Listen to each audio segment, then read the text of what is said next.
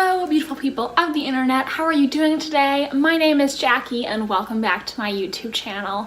Today in this video, I'm going to be discussing a Game of Thrones endgame theory that has to do with the seven gods in the faith of the seven, or the seven faces of the one god, should I say, because the faith of the seven is actually a monotheistic religion. Now, this is jumping off of some theories that were circulating a while ago. Some people said they thought that each face of the seven represented a member of the Stark family, and others were saying they thought that seven main characters would survive the series, one for each of the faces of the seven. So this is my own personal take on those theories. I'm not really sure I believe that only 7 characters will survive the series. That seems kind of low to me, considering that Game of Thrones is such a large main cast.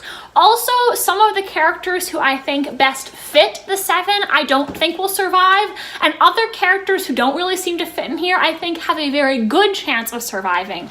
But I thought this would still be a fun theory to discuss anyway and see how my opinions compare to other people who've discussed this theory in the past. The first face of the god in the faith of the seven is the Father.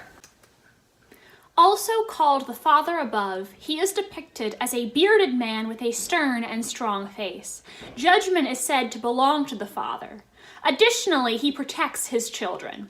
He is often prayed to for justice, and the phrase, "May the Father judge you justly," is often said among followers of the seven.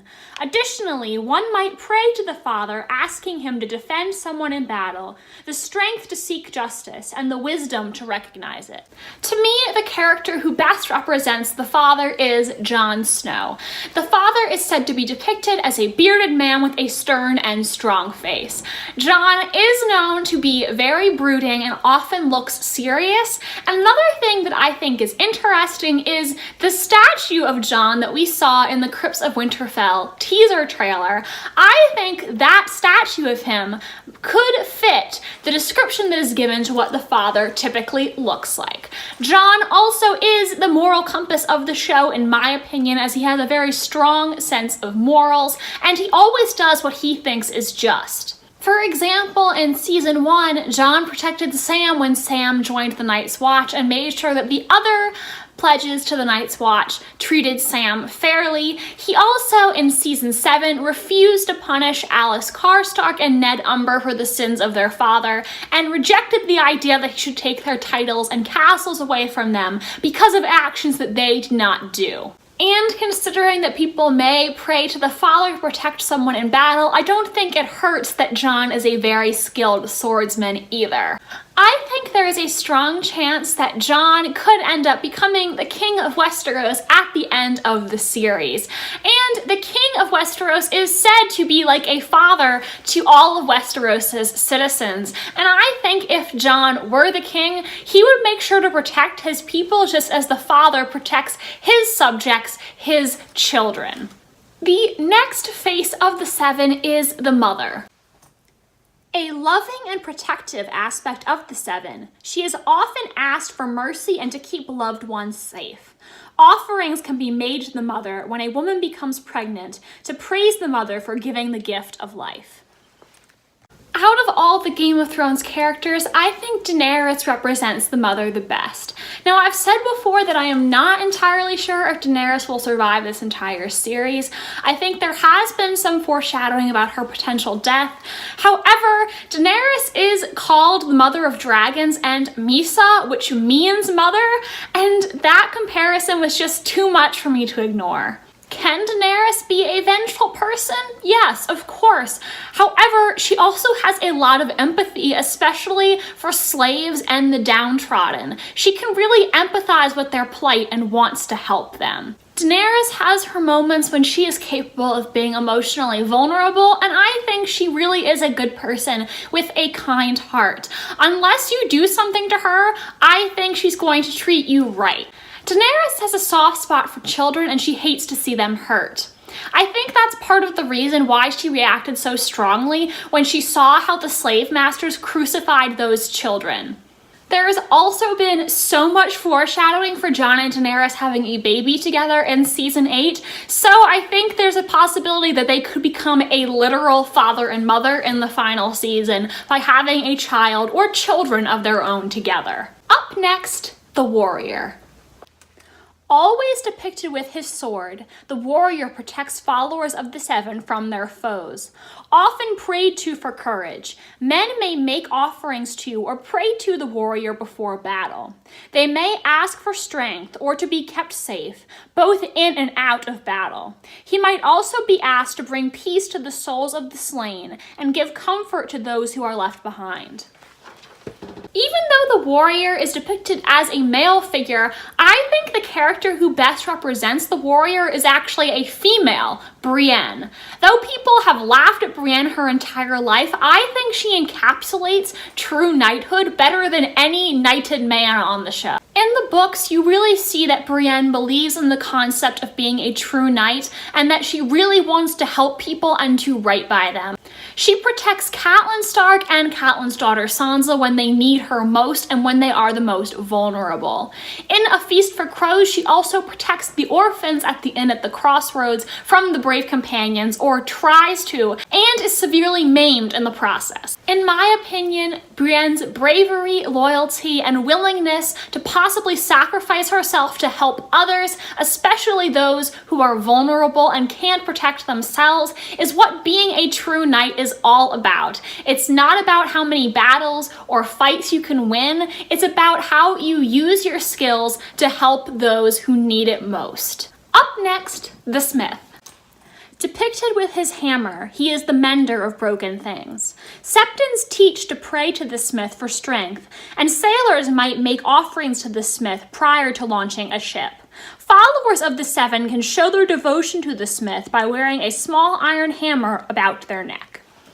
There is a very obvious correlation between the Smith and Gendry, considering that Gendry has trained as a smith, and in season 7 when he returns we see that he is now fighting with a hammer, which is associated with the Smith in the Faith of the Seven. I think since they did make the effort to reintroduce Gendry in season 7, he has to do something important in the Endgame.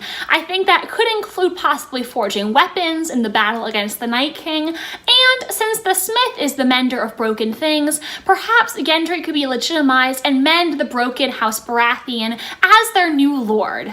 If you want an alternate, less obvious interpretation, I think you could possibly also argue that Davos could represent the Smith, considering he is also a man who started off with very low roots and has worked his way up to where he is now. The Smith doesn't just represent people who are smiths, but all hardworking men across all disciplines. As Septon Maribald says in the books, "Every town has a smith in every castle. They make the plows we need to plant our crops, nails we use to build our ships, iron shoes to save the hooves of our faithful horses, the bright swords of our lords. No one could doubt the value of a smith, and so we name one of the Seven in his honor. But we might as easily have called him the farmer or the fisherman, the carpenter or the cobbler. What he works at makes no matter. What matters is he works. The father rules, the warrior fights, the smith labors, and together they perform all that is rightful for a man." Up next, the Maiden.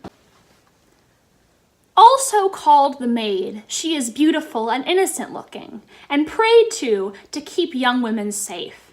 Catelyn prays to the Maiden, asking her to give courage to Sansa and Arya and guard their innocence. She protects women's virtue. I think the character who best represents the Maiden is Sansa Stark. Sansa started off the series very naive and has undergone a huge character transformation due to some very traumatic events that have happened to her. Though she is still very beautiful and she looks sweet and innocent, there is a lot more to her, and she is not someone you want to mess with. Considering how Sansa has been assaulted and violated, I could potentially see her being an advocate for other women if she was in a position of power, possibly as Lady of Winterfell, or even Queen of the North if you believe the kingdoms are going to be split up again at the end of the series. Even though Sansa is traditionally feminine, she is a very strong woman. Sansa is traditionally feminine and also very strong. Brienne said once of Catelyn that she had a woman's sort of courage. And I think the same could be said about Sansa. Up next, the Crone. The Crone represents wisdom and is prayed to for guidance. She is often depicted with her lamp in one hand. The Crone is a very difficult one to match with a character. Even though the Crone is depicted as an old woman, I am not choosing a woman for this answer. You could say Melisandre, but it's already been confirmed that Melisandre is going to die. I also think Bran is a character with a lot of knowledge. However, I personally think he's probably going to die in season 8. Just a feeling I have. So personally, I went with Samwell Tarly for this one. Sam is a very intelligent person. We've known that since we first met him. And we saw him training at the Citadel and getting a lot of important information in the books he took with him, which I think could potentially be used to help everyone in the long night. Therefore, his knowledge could potentially light the way through the long night in the war against the White Walkers. Now, the last face of the 7, the Stranger. Neither male nor female, yet both at the same time. He is the outcast, the wanderer from far places, less and more than human, unknown and unknowable. The stranger leads the newly deceased into the other world. Those who feel like outcasts might light a candle for the stranger. For me, the Stranger clearly is a parallel to Arya Stark, and not just because of her training as an assassin. Arya is female, however, at different points throughout the story, she has either been mistaken for a boy or had to pretend to be one in order to survive. Therefore, she is, in some aspects, both female and also male at the same time, due to the different identities she has had to assume. The Stranger is described as a wanderer from far places, and Arya has gone to many different places in her storyline, including off to Braavos where she trained with the Faceless Men. Throughout her life, Arya has felt very lonely and like she was an outcast.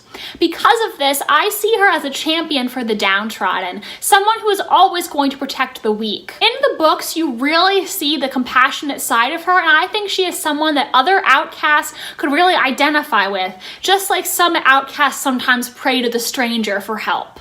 Considering that Game of Thrones has hinted that there is no afterlife in their world, I really like the theory that the 7 were once people who actually walked the earth many years ago, who have been deified by their great deeds in life. I think potentially these 7 characters could do heroic deeds during the long night, which could result in them being remembered as gods many, many generations from now. So guys, what do you think about this? Do you agree with my comparisons, or do you think other characters would fit better? Do you think these 7 characters could potentially survive the entire series? Is there anyone else who you feel very confident is going to survive that I did not mention?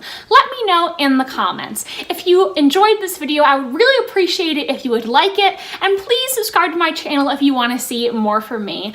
Thank you so much for watching, and I hope you have a wonderful rest of your day. Bye, and I hope to see you in the next video.